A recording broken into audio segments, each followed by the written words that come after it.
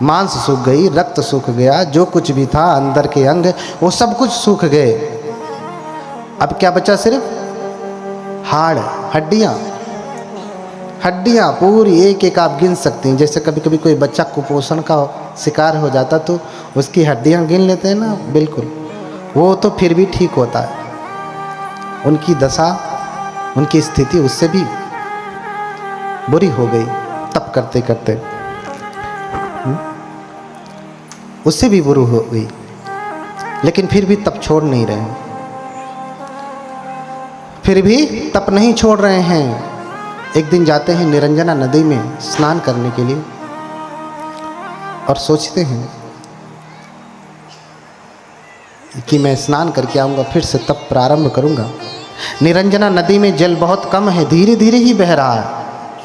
तो जैसे जल के ऊपर कोई पत्ती गिर जाए तो बहाव तेज हो या धीमा हो, पत्ती गिर गई तो पत्ती भी धीरे धीरे बहने लगती है। ये जैसे ही नदी में उतरते हैं, शरीर तो इनका क्या हो गया है? कंकाल। शरीर में शक्ति नहीं है। जैसे ही उतरते हैं धीरे धीरे पानी के बहाव को भी रोक करके बाहर नहीं निकल पा रहे थे, बहते जा रहे थे जैसे कोई पत्ता पानी के ऊपर बहता हो। बहते बहते कहीं किनारे पर किसी वृक्ष की टहनी लटकी हुई थी जल के अंदर, उस टहनी को पकड़ लेते हैं और फिर बाहर निकलते हैं।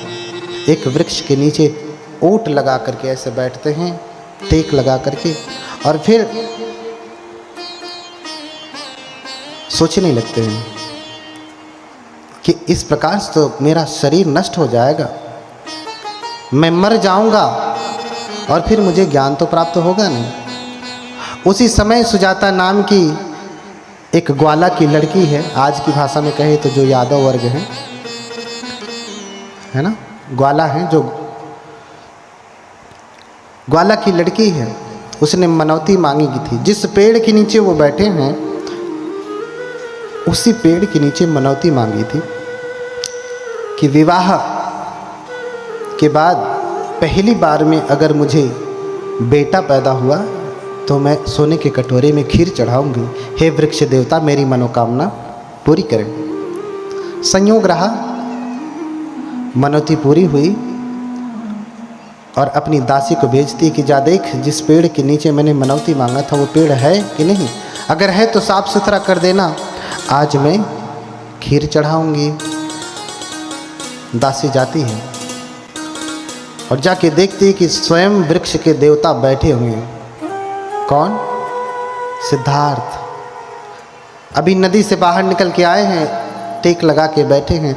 दासी आकर के देखती है, वो सोचती है कि वृक्ष के देवता हैं और भागी भागी जाके कहती है कि मालकिन देवी, स्वयं वृक्ष के देवता प्रकट हुए हैं, आपकी कामना पूरी हुई, आशीर्वाद देने के लिए। सुजाता ने खीर बनाया। खीर कैसे बनाया? आप कैसे खीर बनाती हैं? पुरुष भी बनाते होंगे, ज़्यादातर माताएं ही खिलाते पिलाते हैं। आपका शरीर जो इतना हट्टा कट्टा है, माताओं की देन है। गर्भ से लेके गर्भ के बाहर आने तक ये स्वस्थ शरीर किसकी देन है? माताओं की देन है। अब पुरुष वर्ग भी थोड़ा सहायता करने लगे हैं, थोड़ा, वो भी धमकी देने के बाद। बोलिए भगवान बुद्ध की। हाँ, कैसे खीर बनाती हैं? सुजाता ने कैसे खीर बनाया, वर्णन मिलता है कि सुजाता चूँकि ग्वाले की लड़की है, बहुत गौएं हैं, 1000 गौओं का दूध निकाल करके 500 गौओं को पिलाती है। गाय का दूध जब खराब होने लगता है तो लोग गाय को ही पिला देते हैं, भैंस का भैंस को ही पिला देते हैं। जब ज़्यादा हो जाता तो क्या करें, पहले कोई बेचा नहीं जाता। 500 का निकाल करके 250 को पिलाती है। इसका दूध खराब नहीं हो रहा है, लेकिन खीर बनाना है इसको। फिर 250 का दूध निकाल के 100 को पिलाती है, 100 को फिर 50, 50 से फिर 25, 25 का निकाल करके 16, 16 से फिर 8 गौओं का बचा हुआ दूध निकाल करके वो खीर बनाती है। खीर बनाती है, उसमें चावल नहीं डालती। आज की भाषा में कहे तो खोआ हो गया वो। दूध जलाएंगे तो क्या बनेगा? खोवा, उसमें चावल नहीं पड़ा है, हम चावल डाल के खीर पकाते हैं। दूध पकाया और इतना पकाया कि खीर हो गई, खीर जैसा हो गया, है ना। और एक कटोरा खीर 1000 गऊओं के दूध की खीर पका करके वो बोधिसत्व को चढ़ाने के लिए जाती है। लेकिन इनका शरीर इतना दुर्बल हो गया कि तो आती है, लेकिन बोधिसत्व टेक लगा के बैठे हैं, सिद्धार्थ टेक लगा के बैठे हैं, उनको प्रणाम करती है और कटोरा थमाने लगती, लेकिन शरीर में शक्ति नहीं है।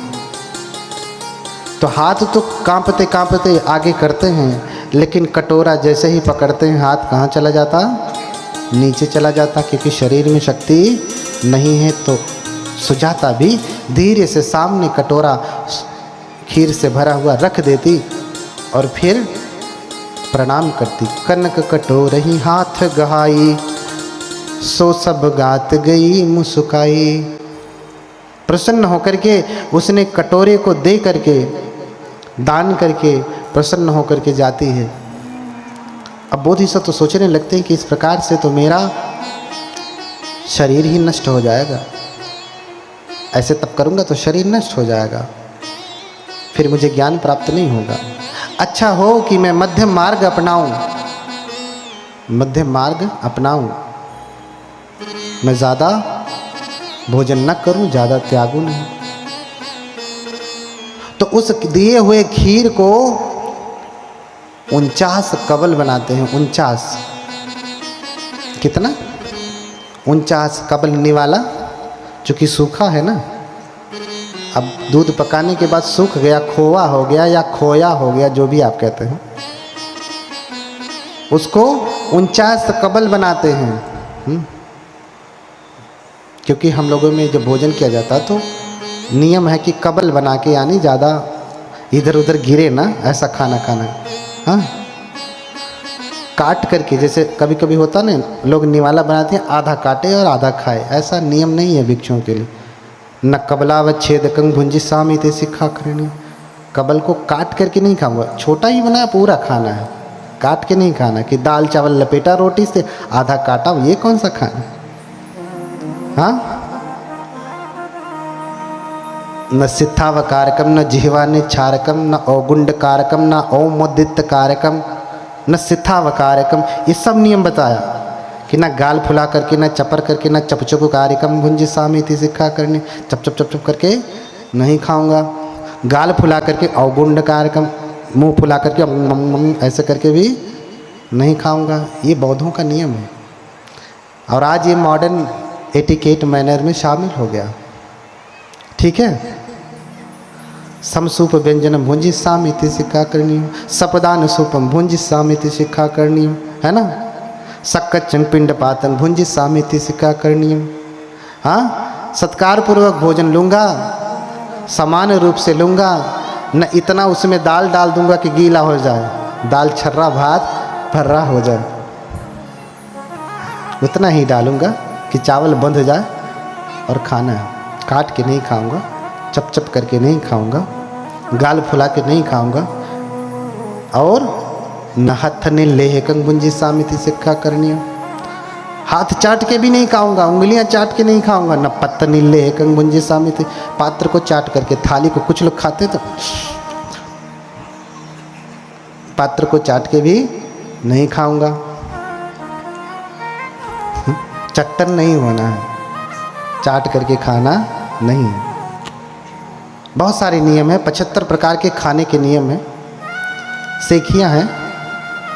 उसके बाद तो और भी भिक्षुओं के बहुत सारे नियम, इसलिए 49 कबल बनाया। कबल, कबली का आहार है ना, मैंने 4 आहार बताया, ये पहला आहार। 49 कबल बनाया और खा जाते हैं। अब फिर वही उनकी 49 दिन का भोजन होता है,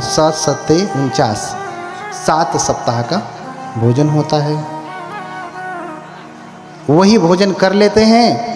जैसे ही भोजन करते हैं भोजन करने के बाद शरीर में थोड़ी शक्ति आती है, कटोरा लेकर के निरंजना के किनारे फिर जाते हैं और कटोरा ऐसे ही फेंकते हैं, कहते हैं मुझे ज्ञान प्राप्त होने वाला है। हाँ, यदि मैं बोधि परिवर्तितु पत्तम, यदि मुझे बोधि प्राप्त होने वाली है तो ये परिवर्तित हो जाए पात्र, अर्थात धारा के विपरीत दिशा में जाए। धारा इधर बह रही है तो पात्र किधर जाए, इधर जाए। और कहते हैं वहाँ से 7 कदम आगे गया और जा करके वहीं पात्र डूब गया नदी में। आगे गया, धारा की विपरीत दिशा में गया, क्यों? क्योंकि उन्हें बोधि प्राप्त होने वाली थी। और फिर सिद्धार्थ आ जाते हैं और फिर वृक्ष के नीचे, उसी पीपल के वृक्ष के नीचे, अभी बरगद के थे, अब पीपल के वृक्ष के नीचे आ जाते हैं और आसन लगा करके बैठना चाहते हैं कि अब मैं तप करूंगा, भोजन कर लिया हूँ, शरीर में शक्ति आ गई। तो विचार करते हैं कि पूर्व के बुद्ध किस दिशा में मुख करके बैठते हैं। तो विचार किया तो पाया कि पूर्व दिशा में पूर्वाभिमुख हो करके सभी बुद्ध। ये आवाज़ थोड़ी साफ नहीं लग रही है, भारी भारी सी लग रही है, भाएँ भाएँ कर रही है। इसको बोलो ठीक करे, उसको समझ में नहीं आता क्या, 3 दिन से कर रहा है। हाँ,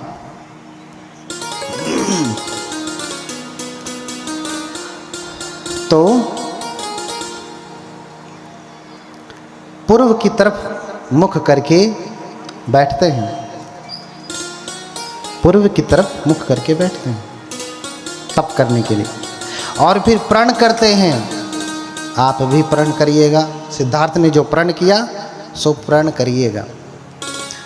अगर आपको ज्ञान प्राप्त करना है, बोधि प्राप्त करना है, तो कोई दाल चावल या खिचड़ी थोड़ी नहीं है, ऐसे रख दिया, सीटी मारा, उतारा, खा लिया, बुद्ध हो गए, ऐसा तो नहीं है।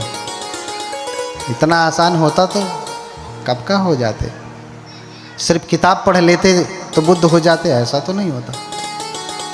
कोई बुद्ध किताब पढ़ के थोड़ी ना होता, ग्रंथ पढ़ के थोड़ी ना होता, जब तक तप न हो। और जब बैठते हैं तो प्रण करते हैं, इहि आसने शुष्यत्यु में शरीरम। क्या प्रण करते हैं? इहि आसने शुष्यतु में शरीरम त्वगस्थि मनसं विलयं च यातु अप्राप्य बोधिं बहुकल्प दुर्लभा।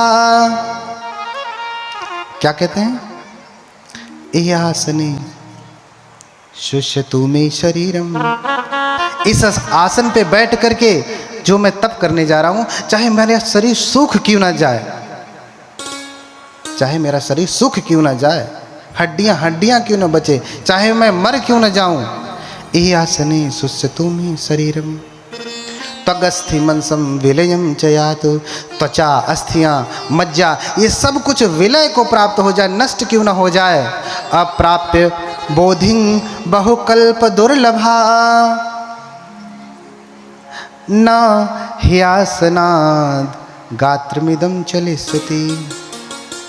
जो बोधि बहुत कल्पों तक के लिए दुर्लभ होती है, मैंने कल्प बताया था ना उस दिन, कितना लंबा होता है, कितना लंबा, बहुत लंबा बताया था। पर्वत की चोटी वाला 6 साल तप किए और उनका शरीर हिला भी नहीं है।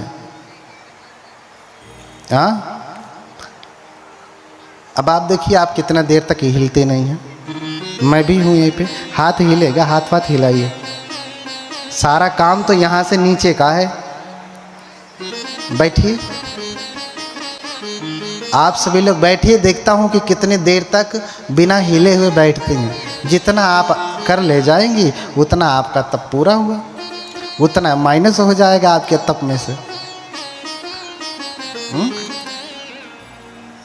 उतना माइनस कर दिया जाएगा, कम कर दिया जाएगा, इतना ही करना बचा तब। हाँ? तो प्रण किया कि इस स्थान पर बैठे बैठे सूख क्यों न जाए शरीर, मैं मर क्यों न जाऊं, लेकिन बिना दुर्लभ बोधि को प्राप्त किए हुए मेरा शरीर हिलेगा भी नहीं। और फिर तप में लीन हो जाते।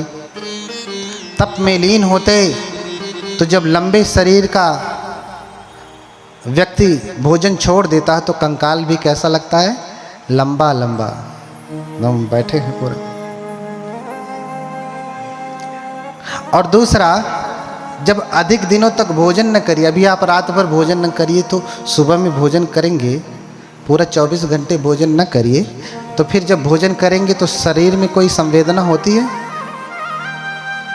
होती है कि नहीं? आपको खुद ही पता चलने लगेगा कि जो निवाला आप निगल रहे, इधर से होते हुए यहाँ से यहाँ से यहाँ से यहाँ से यहाँ जा रहा है, वहाँ से नीचे जा रहा है, ऐसे ऐसे ऐसे करते हुए पूरा पता चलेगा ना। और जिसने वर्षों से भोजन त्यागा है, वो जब भोजन करेगा तो क्या होगा, पूरा पता चल जाएगा, एकदम लगेगा कि रखा है, पूरी संवेदना पूरी पता चलेगी, पूरी संवेदना पता चलेगी। हुआ ही ऐसे, साधना करने के लिए बैठे तो कुछ साधना अलग से समझ में नहीं आई, लेकिन भोजन किया है इतने दिनों के बाद तो शरीर उनका खुद ही संवेदना देने लगा, बताने लगा कि तुम्हारे शरीर में विशेष प्रकार की संवेदनाएं हो रही हैं। और फिर उन्हीं संवेदनाओं को देखते देखते विपश्यना में चले गए। हाँ, उन्हीं संवेदनाओं को देखते देखते विपश्यना में चले गए। विपश्यना बौद्धों की बहुत महत्वपूर्ण साधना है, उसी के द्वारा ही मुक्ति होती है। भगवान ने 40 प्रकार की साधना बताई है, उसमें से एक साधना विपश्यना ही है। 40 में से कोई एक आपने कर लिया तो आपको मुक्ति है। इस समय बहुत प्रचलित साधना विपश्यना है, बहुत प्रचलित साधना विपश्यना है। अब संवेदनाओं को देखते देखते देखते देखते 7 सप्ताह में उनको ज्ञान प्राप्त हो गया, बुद्ध हो गए। बुद्ध हो गए तो उनको 3 विद्याएं प्राप्त हुई। कौन कौन सी विद्या? आसवक्खय, पुब्बे निवासानुसति, चतुप्पद ज्ञान। अर्थात क्या कर्म करने से व्यक्ति क्या जन्म पाता है, किन कर्मों की वजह से व्यक्ति क्या दुख पा रहा है, उसका ज्ञान प्राप्त होता है। और पिछला क्या जन्म था उसे भी व्यक्ति देख पाता है। और तीसरा जो सबसे महत्वपूर्ण है, जो बुद्धों को ही प्राप्त होता है, अन्य किसी तपस्वी को प्राप्त नहीं होता, यही उन्हें बुद्ध बनाता है, वो है आसवक्खय। अर्थात अपने मन के विकारों को दूर करने का ज्ञान। बाकी किसी भी व्यक्ति के पास, किसी भी लोग, किसी अन्य सन्यासी या योगी के पास ये ज्ञान नहीं है जो बुद्ध के पास है। किसी भी भगवान या अन्य जिनको भी बहुत सारे लोग मानते हैं, उनके पास ये ज्ञान नहीं है, वो ज्ञान नहीं है। क्योंकि उस ज्ञान को प्राप्त करते ही व्यक्ति बुद्ध हो जाता है, बुद्धत्व को प्राप्त कर लेता है कि आश्रमों को नष्ट कैसे किया जाए। और ये साधना के द्वारा ही होता है। उपदेश तो आपको सिर्फ उबालने के लिए है। उपदेश क्या है? आपको उबालने के लिए है, आपके भीतर संवेदना, संवेग पैदा करने के लिए है कि नहीं,